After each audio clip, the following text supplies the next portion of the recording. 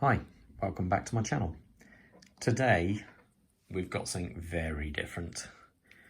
This is going to be one of those what we call a Marmite watch. You either love or hate it. This is a early 70s Citizen BullHead. You can see where it gets its name from with the two pushers up here and the crown at the centre.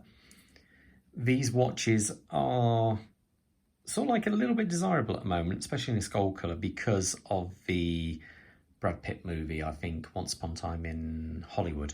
I believe he wore this same coloured gold one on a brown leather button strap. Now, I do have a button strap, I put it on occasionally, and that's on this one here.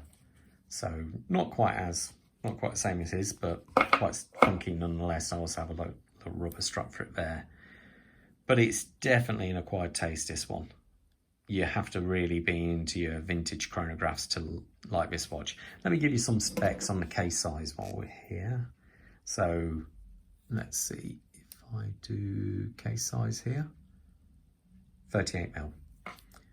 Now if we do how thick the watch actually is from the case back, just under 13mm, and lug to lug, let's see, around about 41mm or just coming on for that. The actual bracelet size on this is only an 18mm. So it's quite a small watch, but it's a heck of a lot going on within this small watch. As you can see here, we've got, let me zoom in here a little bit. We're looking through this mineral crystal here. Obviously it's black bezel, which over the years has picked up a couple of little marks down here. The case itself is actually not so bad. It looks pretty clean actually. It's a little, it looks like it has been finished at some, refinished at some point. I don't know.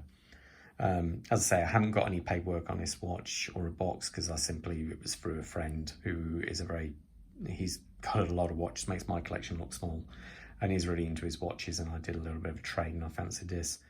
The dial is extremely clean, so I can only imagine it's been serviced at some point because the power reserve and the accuracy of the watch is very good. The actual movement is a Citizen 8110A. The difference, there was two movements available. This one has the 3 subdials. There was another model, I think 8100, I believe, and that only had 2 subdials. It's got a 40-hour power reserve. It's an automatic, does have hand winding, does have hacking. We have a day-date complication at the 6 o'clock subdial there. Now, it's a little bit of a strange way of setting this. You pull the crown out and you pull it out to its first position, and then you can dial it and you can actually set the date. Now, to set the day, you then, while it's in that first position, have to press this, and that will actually allow you to scroll through the day. I believe it's French and English, I think, on this one. So that's how you set the date. One thing I would say, one criticism with this, because the crown is so blooming tiny, trying to hand wind a watch is incredibly fiddly. So it's one of these watches where you feel like give it a little bit of a shake to wake it up and wear it a little bit and then set the time. As you can see, looking at this here, these two other subdials are related to the chronograph. Now, what's nice on this watch is the chrono has got the white dial hand, white hand, and the corresponding subdials are also white to indicate that that is for a chrono. Now, as you can see, normal start-stop, minute totalizer there, hour totalizer there. So we've got, you can record just over 12 hours for the chrono.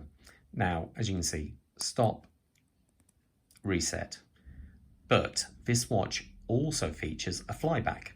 So if I start, normally you'd have to go stop, reset, start. But this watch, if I simply press this one, it then brings it back to 0 and restarts the chrono all at once. So that's actually got a flyback function on the chrono. It's actually my very first ever flyback chrono. You can see in there as well we have a tachymeter going around there. There's small luminous pips, but I don't think they're luminous anymore. So it's quite a funky little watch.